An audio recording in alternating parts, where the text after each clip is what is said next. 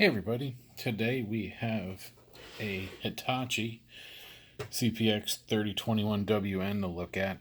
This was sent in because it was dropped. I don't know if the customer dropped it or if one of their users dropped it, but it was dropped and it wasn't working properly after that.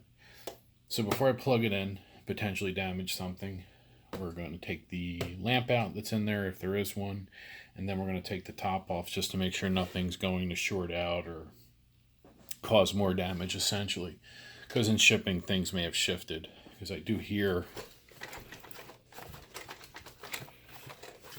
there's something, but that might be a normal noise like the lamp handle or something. So first things first, let's get the lamp out. This takes a DT01195. If you need a lamp for a projector like this, and you need a DT01175, I'll put a link in the description where you can get one. So we'll take that door off, and there is a lamp in there. It is not, this is the new lamp that I showed you, so this is the old lamp.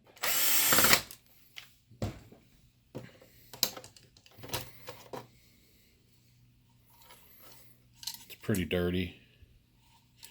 This is an LCD projector. I've had mostly DLP lately. This is the first LCD I've had in a bit, and they're using a Phillips bulb. It's a 772. You can see that first number there. That's the bulb number. You can see that lens is pretty dusty inside. So this is probably functional, but not great. I'll put it off to the side. Next, get the rest of the screws. So we'll start with the bottom.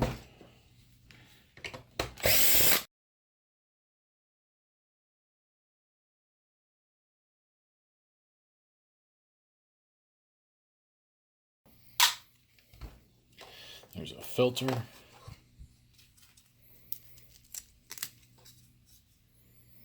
The two-piece filter.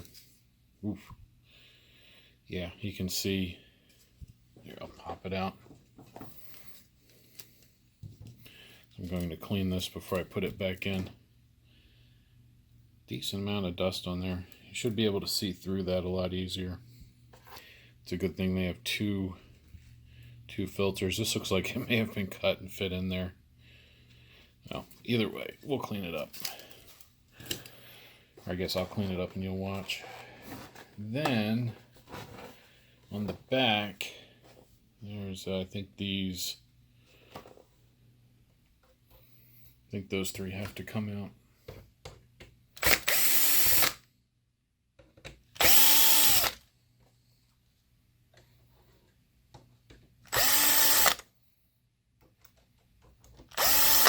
Actually, I'll bet those don't have to come out, now that I see how long they are. Well, they're probably going to need to come out at some point, so I'm going to leave them out. And then we're going to take the top off. So that should, yep, just kind of wiggle loose. We're going to check for a keyboard. No keyboard. The button's just pressed directly.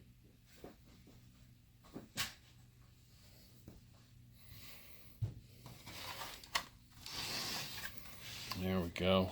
Here's the inside.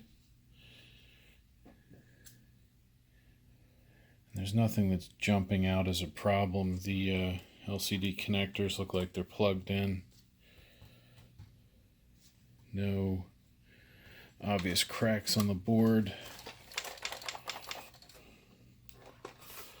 There's the fan. No missing fan blades. There's going to be another fan feeding there that I'm going to check. It's going to be a blower fan back underneath. That all looks good. The lens isn't loose.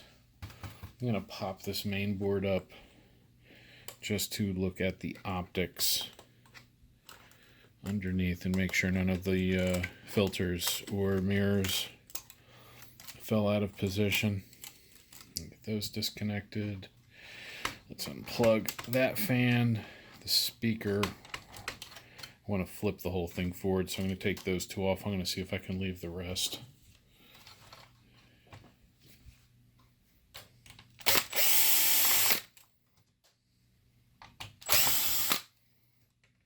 See, I wonder if it's just that one.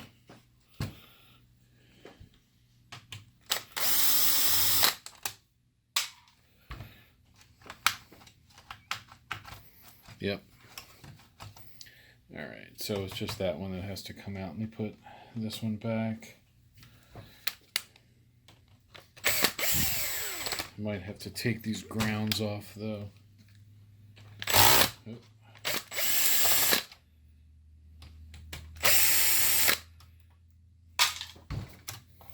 But now it just looks like everything. That one, what do we have there? Is that? Yeah, alright. So that one too. That makes sense. You should have probably two that hold it.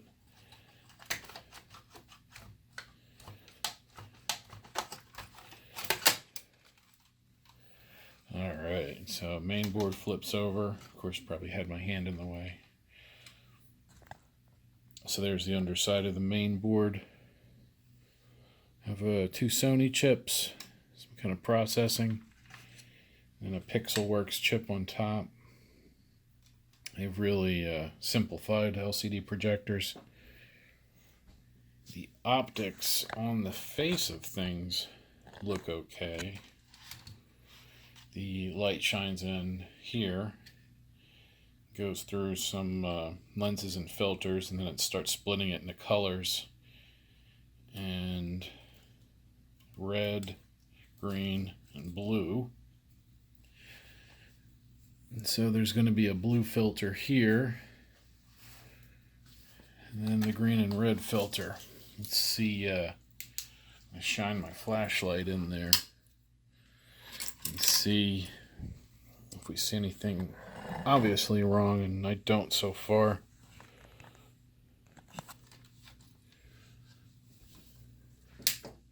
Turn off the overhead. But that's good. I was worried one of these may have slipped, but it doesn't look like it. They're a little dusty, but they're alright. Everything else looks okay.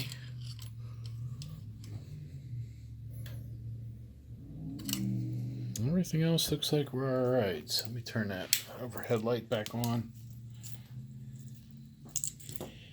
And let's see, what do I want to check? I kind of want to take this top cover off just to make sure nothing else has moved. It doesn't look like it though. One thing I did notice is that the lid is missing something. I have a feeling the switch isn't getting hit when the cover goes on. When the lamp is in and that cover slides on, there's a pin that's supposed to hit the lamp door switch right there. And I bet it's not hitting, and I bet that's the problem. See? Something's definitely snapped off there. It's a couple options. We can bypass it. That's probably what I'll do. But maybe that's what I heard rattling around. Ooh, maybe there's a white piece of plastic in here somewhere. Let me see if I can find that. Let's open this back up. So it would probably have migrated to the power supply and through that fan, if it's anywhere. Now let me see, I'm going to pause the camera real quick so I can disconnect the main board entirely. Because I really wanted to shake this thing, and I'm glad I did, because I did find that inside. That fell out. So that makes me think there's probably more. Looks like it was connected to the top cover, probably on the back. But I hear something inside this fan. I believe it's probably a what's the word, like a flap, an air flap, that when you flip the projector over, it slides to one side to make the air go into, into the lamp differently. Like when it's upside down, it sends air into there. When it's right side up, it sends air into there. They do that sometimes. So let's see if we can get this fan out.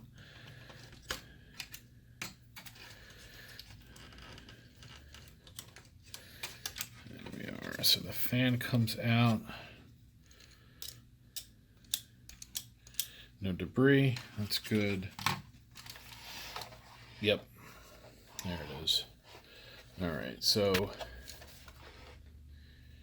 that little flap right there, when you flip the projector upside down, that flips and moves so that the air goes to the right spot on the lamp. So let's put that fan back in. Oops, redress the wires.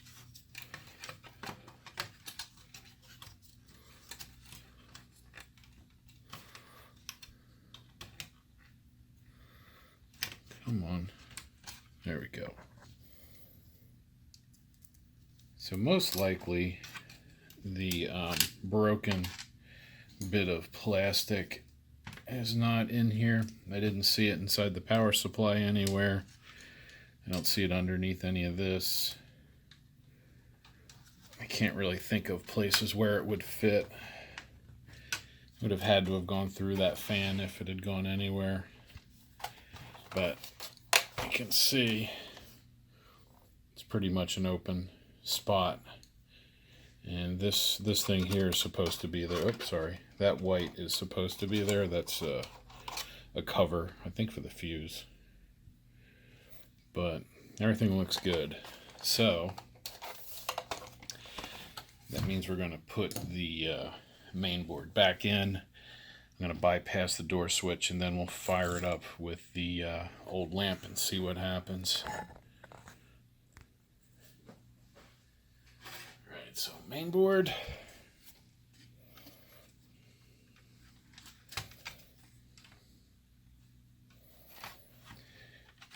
Well, actually, before I put the main board back in, let me give you guys a quick tour of what's going on in here. With a LCD projector, it's a lot different than a DLP. There's a primary set of optics in the front that the lamp shines into. It has that segmented lens there. There's a technical name for that type of lens, and if you know it, please post it. I always call it a Fresnel-like lens, even though I know it's not like a Fresnel lens exactly.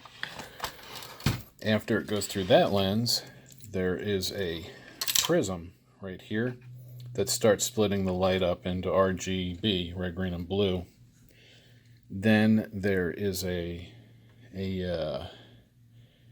ND coated, I think that's what they call it, but it's like it's partially reflective. You can see the corner of it right there. You can see it lighting up kind of yellow.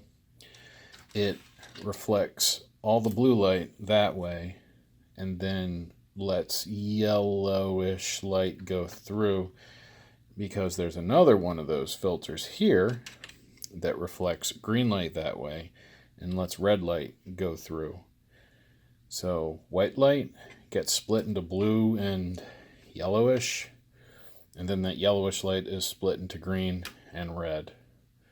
And they're all combined inside that LCD panel to get projected out. Now, to set the raw levels of that color so that you can have an even white picture, there are projection polarizers and incidence polarizers. The incidence polarizers, I believe, are the adjustable ones, but I think that's these. Or they look like mirrors.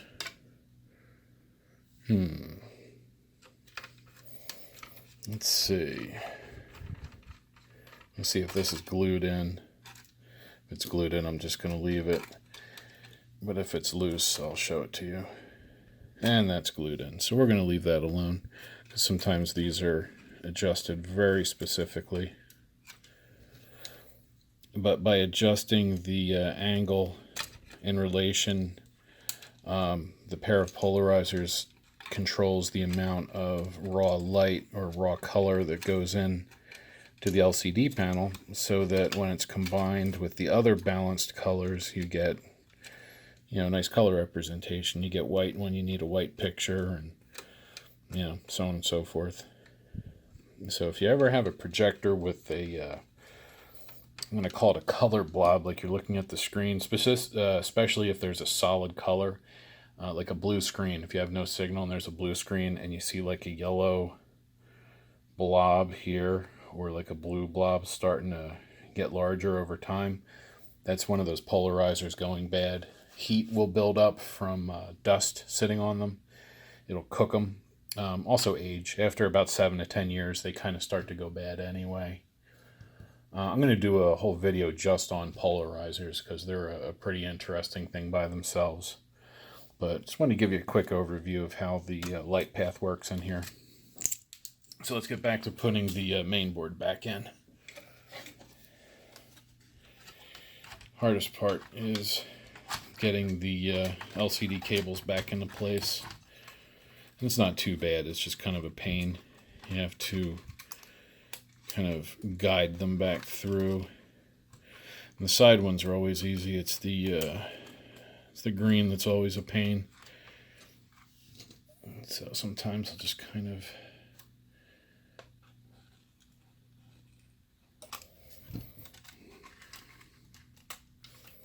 all right, so those are up. Get all our wires pulled back, and I'll explain the wires once we're ready to plug those back in. All right, so that's back down. Nothing's pinched or out in the way. Nope, good. All right, and I'm gonna put one of the long silver screws in the back.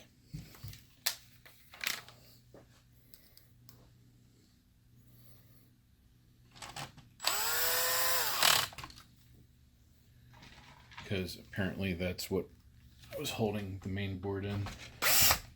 That one. Then our grounds. It's a pretty nicely built projector for how inexpensive it is. These aren't super pricey. It's built pretty well. And then this other short silver one, and then we'll plug wires back in. All right, so the wires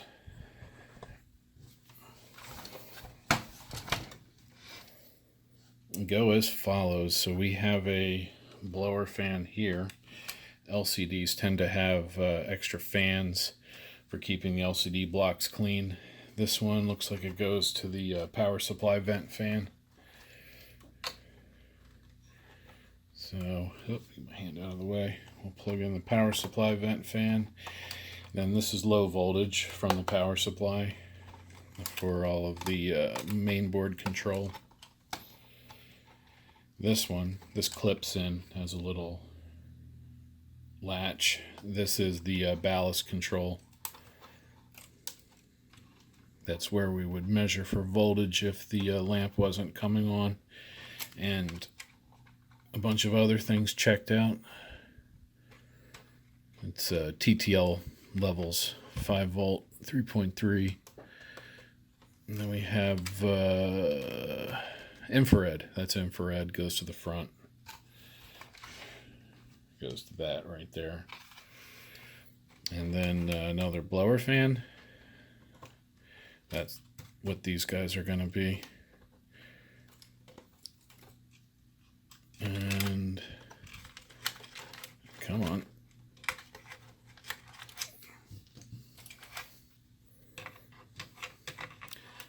Do I have that wrong? Wait a minute. Okay, that is the infrared. This, where does this go? It goes down, and in there it goes underneath. That must be another temperature sensor. Yeah, that's probably a temperature sensor. Doesn't really say, but with where it's sitting, It's probably monitoring the LCD panel temperature, so the air going to the LCD panels, because it goes down. You can see that white connector down there. Oops. Zoom you in. It goes down to that connector right there. And where that's located, it would make sense for keeping track of the LCD air temperature. So then we have the other blower fan.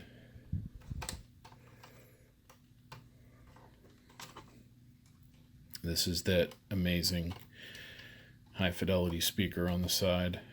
And then the lamp blower fan plugs in here. And that was the fan that we removed to look at.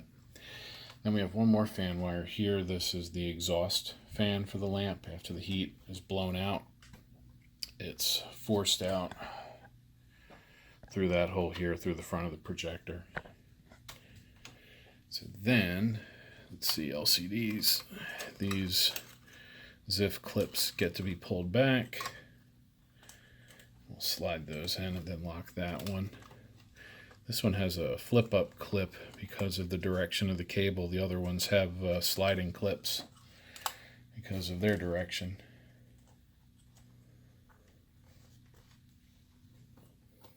Alright, so they are reconnected. Everything's reconnected now. It needs a lamp, and it also needs the switch bypassed. Here's the switch. Let's see.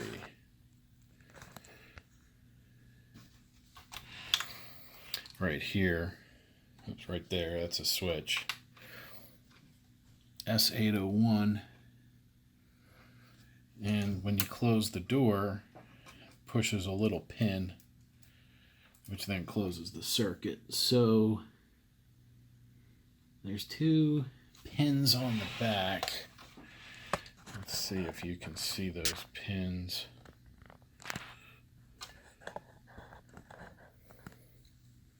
They're kind of hard to see.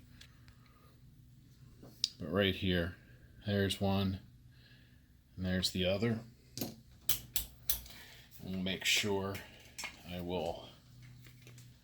Let's zoom you back out so that the vibration doesn't shake everything. Go to continuity. Let's go. Make sure I can get on those.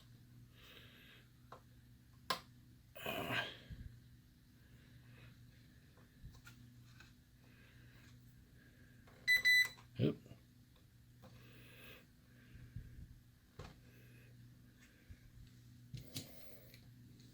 Holding in one hand, it's tough. Alright. So that is the pins. So those are going to need to be bridged. I wonder, I see some on the top, right there and there. Let's see if these are the same. Yep. Alright, that makes it way easier. That means all we have to do is bridge across the top. Now, normally, for your average home user, I wouldn't recommend doing this unless you knew what you were doing. But this is actually used by a production company. They use them for shows and stuff. So only trained folks will be using them. So I'll let them know that we're going to jump that out and that it'll run without the door off, just so they're aware. And, you know, that's all it's doing. It just makes it think that the door is on. So I'll get a little bit of solder and then something to bridge that. And we'll do that with a nice piece of wire. Or, actually, no. I have a lead off a resistor. That's what we'll use. We'll tin those, then we'll solder that across and trim it, and then we'll test it out. Alright, iron's hot.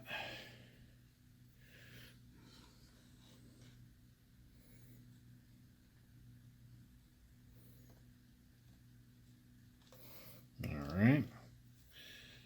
Now when I got a tin lead too, this little lead.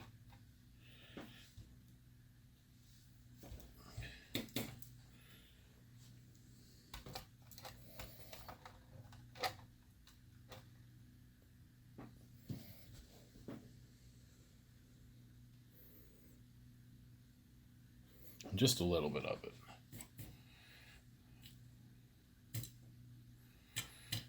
Oh, time for a new sponge. I go through those sponges like crazy for the solder. All right. So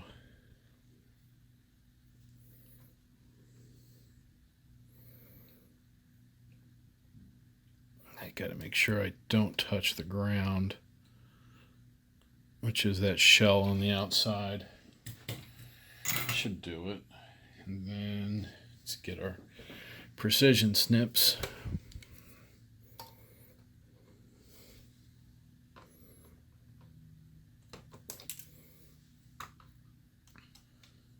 There we go.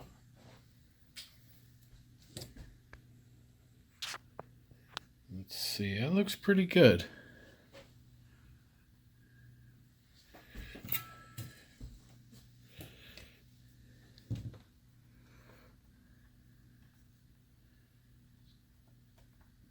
I'll move it just a hair.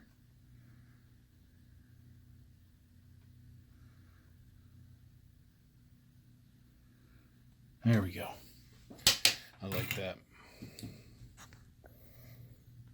It actually looks a lot prettier in person.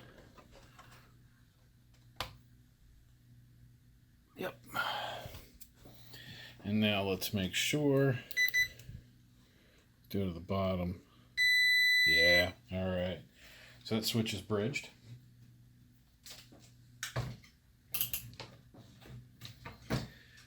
So that means we can try it out. Spin it around, zoom you guys out.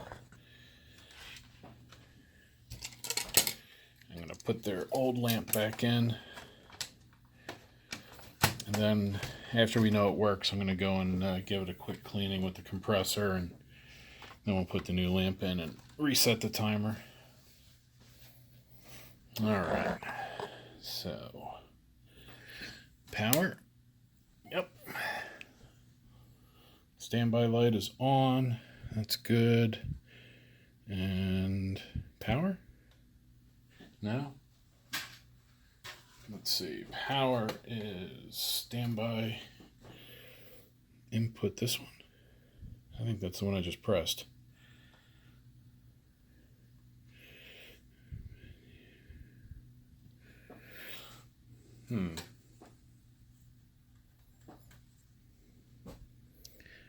Did we lose a button?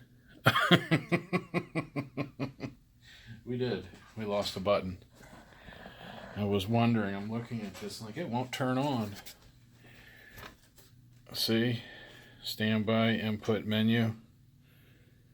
S301 is missing. All right. And I'll show you a little closer. Right there. There should be one there. So let me go check my keyboard piles and see if I have any of these buttons. Okay, so going through my parts bins, I found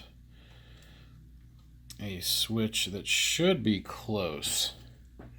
It's a little shorter, it's a little wider, but I should be able to get it into position. It's going to take a little creative soldering to cut the right side, that one off, so it doesn't short out. But I think I can do it. So let me reposition it here, because that's the side I'm going to be working on, right there. And I'm going to change my tip on my iron. I'm going to go to a much smaller tip instead of the big wedge that's on there now. Okay, you can see I put a little piece of tape to kind of hold it in place. Just make sure nothing's shorted. Doesn't seem to be. Nope.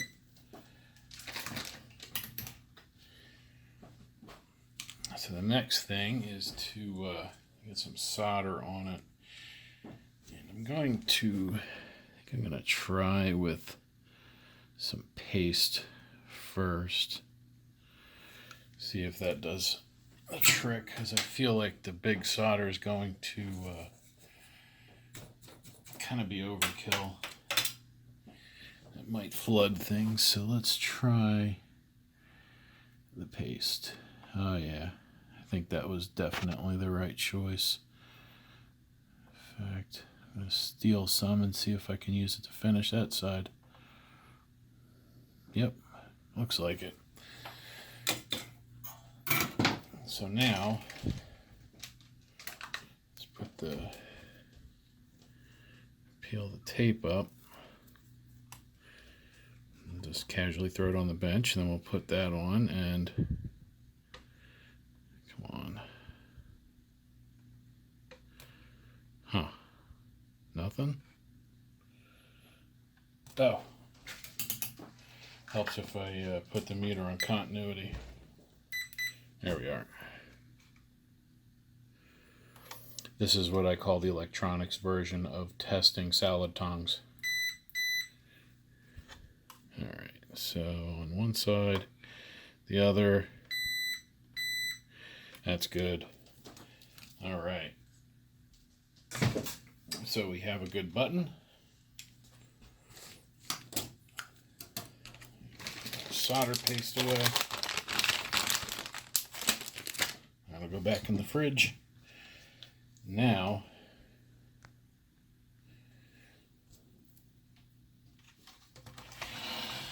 let's see how Mr. Projector does. Let's plug it back in. And power strip. Okay, so now we should see the lamp and fan start. Hey, look at that. Good sign. Lamp is firing. You can see it glowing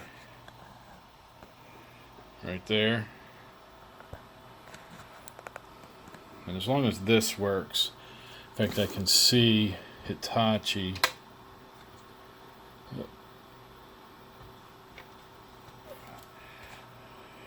on the box there, but we'll bring it out and make sure the picture looks good.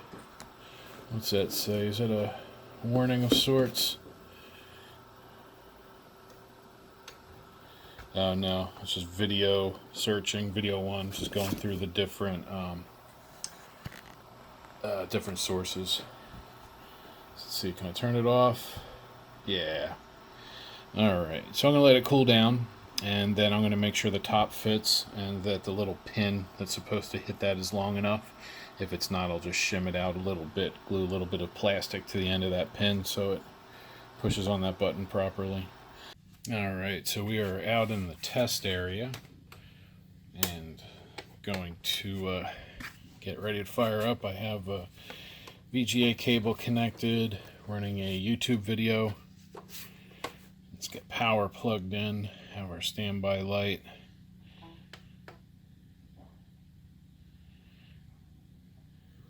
Power comes on. And let's see, we should have a picture up here in a moment.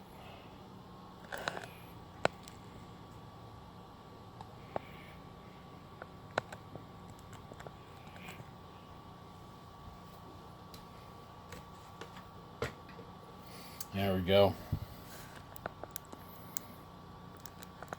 Well, the picture seems to be pretty good. Now I do have the overhead lights on, so they're going to affect what it looks like on the camera. But what I can see here actually looks better than what's on the computer screen. The greens are a lot more vivid, as are the blues. The choppiness is because of the really bad internet connection that I have to this test laptop. This is, I'll show you. This thing's a piece of junk. You can see the screen's broken.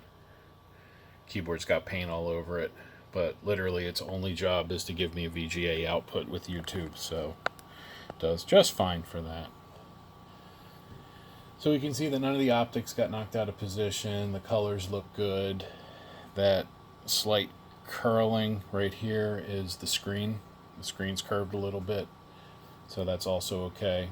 If I were to, let's see, put it more in the middle, then, well, the keystone's now off, but that's a little better. But you can see that that's all it was that. So, projector's good. I'm going to let the customer know that had to replace the button and that we had to bypass the lamp door switch and make sure they don't mind. The only other thing I'm noticing is the buttons right here are kind of on an angle, but that's because the tab on the back that's supposed to hold this down broke when it was dropped. So there's a little bit of flex here. So I'm considering drilling a hole and putting a little screw in here just to pinch it together. But I want to check with them first because it will be visible. I think for their uses that'll be fine. It won't matter. But, you know, before I go drilling holes where they're not supposed to be, I'm going to make sure. And they might not care. This might be fine because, you know, it works fine. So leaving it like this might be totally acceptable. So, you know, I'm going to call it fixed right now. So if you have any questions, put them in the comments below. If you need any advice on your projector, let me know.